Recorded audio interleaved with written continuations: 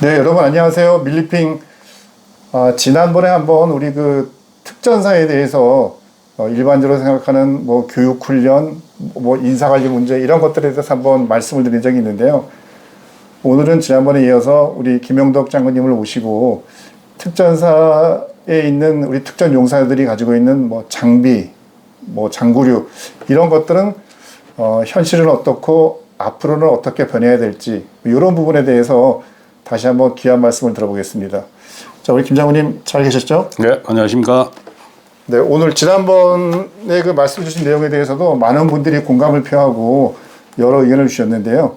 이번에도 그 생각하고 계신 특전사, 우리 정말 최정의 특전사인데 이 특전 용사들이 어떤 장비를 또 어떤 그 장구류를 가지고 있어야 되는지 이런 부분에 대해서 좋은 말씀 부탁드리겠습니다.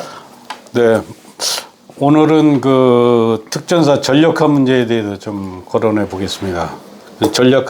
특전사 전력화 문제 거론하기 전에 그 군내 전력화에 있어서 제도상 큰 문제점에 대해서 좀 먼저 얘기를 해보고 이야기를 시작하겠습니다. 현재 그 군 전력화에 있어서 최저 입찰 낙찰제가 지금 적용이 되고 있는데 무슨 공사 건설 현장도 아니고 저는 이 문제가 군내 전력화에 있어서 가장 큰 문제점이다. 이 제도가 그 최저 입찰 낙찰제를 하다 보니까 이제 계속 가격이 다운되다 보니까 장비 추진이나 이런 것들이 다운될 그런 가능성도 많기 때문에 이것은 반드시 누구라도 이거는 좀 제도를 개선해야 될 필요가 있겠다. 최저 입찰 낙찰제보다는 장비의 퀄리티라든가 옵션 그리고 중요한 군 부대에서 요구하는 작전 요구도에 얼마나 부합하는가 이러한 것들을 질적으로 이렇게 체계화해서 개수로 해서 이걸 따져서 종합적으로 장비를 선정을 해야지 최저 입찰로 액수 면에서만 보고 따지는 것은 그냥 굉장히 큰 문제점이 있을 수가 있겠다. 그래서 이건 제도는 반드시 고쳐야 되겠다는 말씀을 먼저 드리겠습니다. 제가 지난번에 이렇게 뭐 여러 가지 장구류 만드는 그런 그 중소기업 하시는 분을 만나봤는데 이제 그분들도 이구동성으로 말씀하시는 것이 최저가 입찰제를 개선하지 않으면 군에 절대 좋은 장구류가 들어올 수 없다. 그 말씀을 몇 번이고 하시더라고요. 그러니까 최저가 입찰제가 우리 군 특히 우리 특전사 용사들에게 어떤 더 양질의 이런 장구류나 장비를 제공하는데 가장 큰 걸림돌 같습니다. 그 한 가지 예를 들면 뭐 잘 아시겠지만 옛날에 그 물자 하나가 이렇게 들어오는 것이 뭐 구급낭이라고 그러한 장비가 들어오도록 결정이 됐는데 이 구급낭을 들여오는 그 회사가 중국제 제품을 들여오는데 그 회사는 학용품을 만드는 그런 회사였었습니다. 그러다 보니까 이제 낙찰 액수가 제일 적은 업체가 선정이 되는 제도다 보니까 그와 같은 문제가 벌어져서 한때 굉장히 문제를 야기했던 적이 있었죠. 그래서 이런 문제를 개선하기 위해서는 최저 입찰 낙찰제를 근본적으로 이제 검토해야 될 시기가 왔다. 이렇게 생각이 됩니다. 그러면 직접 그런 그 제조시설 공장을 가지고 있지 않아도 그 장구류를 납품하는 데에 그 참가가 가능하다는 거잖아요, 그죠? 그렇죠. 예, 네, 그렇습니다. 그러니까 중국에서 싼 물건 가져와가지고 제품, 예. 중개만 하는 것만 해도 그렇습니다. 가능하다는 거죠? 예, 예. 전력화는 특전사뿐만이 아니고 군내 전력화를 하는 것은 먼저 이제 절차가 있는데 국가 안보 전략이 통수권 차원에서 안보 전략을 어떻게 할 것인가 5년 단위로 수립이 되면 이걸 기초로 해서 작전 계획을 매년 수정 보완 검토를 하고 있습니다. 그럼 이 작전 계획을 수정 검토 보완이 되면 거기에 따라서 이 작전 계획을 잘 제대로 수행을 해서 전쟁에서 전투에서 승리할 수 있는 장비는 무엇인가라고 이렇게 검토가 결정이 돼야 되는 것이죠. 이 절차를 봐봐야 되는데 안타까운 부분이 여러 가지 부분이 있습니다. 아주 쉽게 예를 들면 제가 질문을 먼저 한번 드리면 해안 경계 부대에 우수한 대전차 화기라고 해서 배치되면 이게 적당하겠습니까?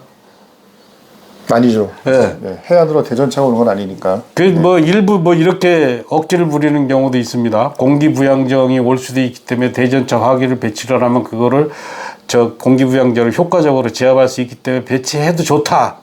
근데 예산이 뭐 풍부하게 남아들고 이러면 그렇게 할 수도 있겠죠. 그런데 이러한 작전 계획 측면에서 이 부대가 가지고 있는 임무를 수행하는 데 있어서 뭐 어떤 부분에 장비가 있으면 전투나 전쟁에서 승리할 수 있겠는가 없겠는가 이 부분을 따져서 장비가 들어야 되는 것이죠. 아니, 특전사가 정말 중요한 순간에 중요한 임무를 수행하는 부대인데 저 부대는 무조건 가장 좋은 장비와 장구를 줘야 되는데 왜 그거를 안 줄까? 네. 예, 그런 궁금증이 있었습니다. 그게 이제 제가 생각할 때는 이 외국군 특히 미국의 특수작전 부대들이 언론에 많이 노출이 되다 보니까 무슨 뭐 영화나 드라마 뭐 이런 것도 비롯해서 언론에 많이 노출이 되다 보니까 특전사의 내부에 대해서 속속들이 알지 못하는 인원들이 그러한 것들을 보고 우리도 저런 장비 있으면 좋지 않느냐, 저런 물자 있으면 좋지 않느냐라고 많이 주장을 하는 것 같았습니다. 제 생각에는. 그래서 그런 문제들 포함해서 특전사 그 문제에 대해서 얘기를 해보도록 본격적으로 얘기를 해보도록 하겠습니다. 우선 이 미군을 종종 우리가 뭐 전력화를 하건 뭐를 하든 제도를 하든 미군을 많이 이렇게 예를 들어 설명을 하죠. 미국의 특수작전 부대들은 우리 특전사하고는 좀 개념이라든가 임무수행 측면이 좀 다른 문제가 있습니다. 미국은 특수작전 부대가 있고 그리고 공수사단이라는 게 있고 뭐 유경연대라는 그런 부대들이 있습니다. 우리 특전사는 미 특수작전 사령부하고 공수사단이라는 그 임무 기능의 중간 정도를 임무를 수행하는 부대다라고 보시면 됩니다. 미 특수작전 사령부는 태생이 미 CIA의 그런 임무를 받아서 임무를 수행하는 그런 부대로 최초 태생이 됐습니다. 그래서 우리가 지금 수행하는 임무하고는 좀 색다른 그런 부분이 있고 영화나 드라마나 이 TV에 많이 언론에 노출된 그런 미 특수작전 부대들이 수행하는 작전과는 다소 동떨어지고 임무가 좀 다양한 그런 게 좀 있다 하는 것을 먼저 전제적으로 얘기를 하겠습니다. 영화에 나오는 부대들이 네. 뭐 델타포스나 그렇습니다. 뭐 대북으로 그런 예, 부대죠. 예. 그런 부대들하고는 임무 기능 측면에서 다른 부분이 있다. 우리 특전사는 적지 중심 지역에 들어가서 정찰 감시가 주 임무고 기본 임무입니다. 정찰 감시가 어떻게 보면 90% 이상의 임무를 차지하고 있습니다. 이렇게 보시고 그 전력화 문제가 어떻게 풀어나가야 된다는 것을 지금부터 얘기를 해보도록 하겠습니다. 먼저 제일 처음에 중요한 것은 적지 중심 지역에 들어가서 임무를 수행하다 보니까 침투 장비가 제일 중요한 것이죠. 공수 특전여단이라고 하지 않습니까? 그리고 그 앞에 들어가는 공수자가 공중으로 수송한다는 그런 의미이기 때문에 침투 장비가 필요한데 이 회전익 항공기든 고정익 항공기든 침투 장비가 필요하죠. 제가 소령 때 한 30년 전부터 특전사에서 수없이 제기했던 문제인데 아직도 우리나라에 이 침투 장비가 확보되지가 않았습니다. 왜냐? 공군은 이 수송기에 대해서 공군은 수송 자산이라고 생각을 합니다. 침투 장비가 아니고 수송 장비라고 생각하기 때문에 전투기 하나 전력하는 문제가 중요한 것이지 특전사를 위한 특수작전용 수송기를 확보하는 게 시급한 문제가 아니기 때문에 이쪽에 예산을 절대 투자를 안 해서 아직도 회전익 항공기든 고정익 항공기든 우리 한국군에는 침투 자산이 없습니다. 그래서 요즘 그 이제 사업을 하는 것 같아요. 특수작전용 대형 기동 헬기에서 보잉사 거하고 로키드 마틴인가요? 뭐 그렇게 해서 경쟁을 좀 하고 있는 것 같더라고요. 그러니까 회전익 항공기는 네. 그래서 여러 가지 거기에다가 다기능 복합 장비들이 부착이 돼야 됩니다. 일반 회전익 항공기에 헬리콥터에 여러 가지 다기능 제가 구체적으로 말씀드리기는 어렵고 거기에 여러 가지의 장비들이 부착이 되어야만이 침투 장비로 활용할 수 있습니다. 그래서 이와 같은 침투 장비를 빨리 확보하는 것이 중요하다 하는 문제를 얘기를 하고 두 번째는 이제 기본적으로 우리 그 특전여단 작전 요원들이 적 지역에 이렇게 이동을 할 때 사용하는 낙하산 문제도 구체적으로 현재 결함이라든가 문제점에 대해서는 얘기할 수 없지만 근데 개선해야 될 소요가 많다. 그래서 낙하산도 개선을 좀 새로운 작전 환경에 부합할 수 있는 그런 장비로 개선을 해야 되겠다.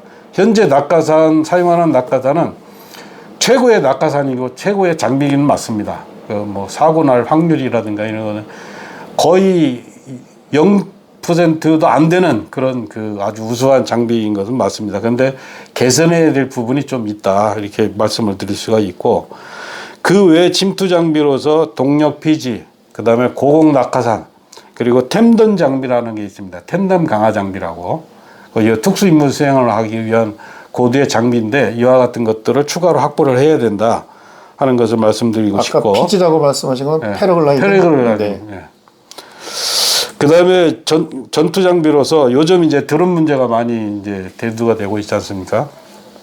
미 통합특수전사령부에서는 MQ1, MQ9이라는 드론 장비가 예전부터 편제가 돼 있었습니다.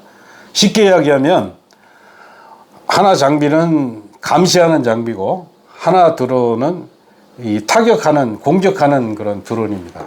근데 우리 특전사에서는 우선 시급한 게 아까 이제 우리 특전사는 정찰 감시가 주 임무고 기본 임무라고 했지 않습니까? 그래서 소형으로 우리가 적 지역에 침투하면서 휴대해서 갖고 들어가서 거기서 활용할 수 있는 소형 정찰 감시를 할 수 있는 소형 드론 이런 것들이 빨리 우리 특전사에 전력화가 돼야 될 필요가 있겠다 하는 것을 말씀드리겠습니다. 지금 없나요? 예. 그 막 지금 이제 문제를 제기하고 있고 전력화를 하려고 시도를 하고 있는 것 같더라고요. 보니까 소요 제기는 된 것 같습니다. 너무 늦은 것 같습니다. 네. 네. 그렇습니다.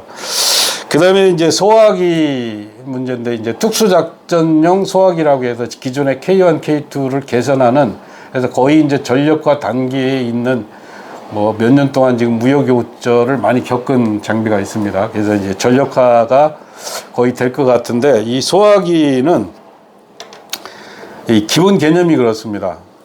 이게 이제 어떤 기상이나 어떠한 자연 환경 속에서도 기능 고장이 가장 적은 상태로 운영이 가능한 상태가 돼야 되고 이게 이제 뭐 산속이든 건물 내든 뭐 여러 가지 다양한 작전에 노출이 되기 때문에 총신이 길면은 이게 불리합니다. 작전을 수행하다 보면. 총신은 짧아야 되고 그 다음에 탄창도 기본 30발들이보다는 더 많은 양의 탄창을 가서 탄창을 교환하는 시간도 문제가 될 수가 있기 때문에 한 번에 여러 가지 다량의 탄을 사용할 수 있는 그런 탄창을 사용할 수 있는 소화기로 개발이 돼야 된다.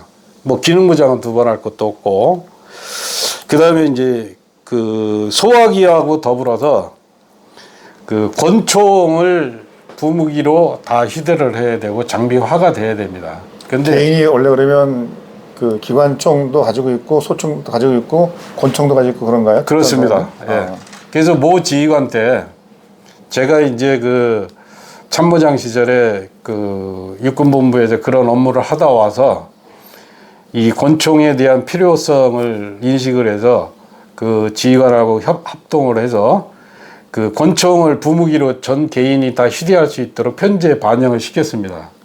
그런데 몇 년 지나고 보니까 이게 이제 권총에 그 추가로 이제 생산하는 게 이제 중단이 됐다고 이 보급이 잘 안 되다 보니까 좀 모 지휘관이 또 오셔가지고 그것을 편제를 또 줄였습니다. 보니까 그게 이게 그 제가 지난번에 인사운영 측면에서 얘기했을 때 특전사 지휘관이 특전사에 근무 경험이 있는 특수작전을 잘 이해를 해야 되는 사람이 와야 된다고 이렇게 얘기한 것처럼 이 권총이 부무기로서 왜 필요한지 왜 이 권총을 다 1인 1정씩 지급을 해야 되는지를 모르는 사람이 와서 야 이거 빨리 그 상급부대에 얘기해서 이거 보급을 해줘 라고 얘기를 그 생각은 안 하고 아예 편지를 이 지금 장비 보급이 안 되니까 이 편제를 줄여 이렇게 해서 편제를 줄여버린 겁니다. 그래서 뭐 조당 한 명씩 뭐 이렇게 편제를 조정을 한 것 같더라고요. 권총 문제.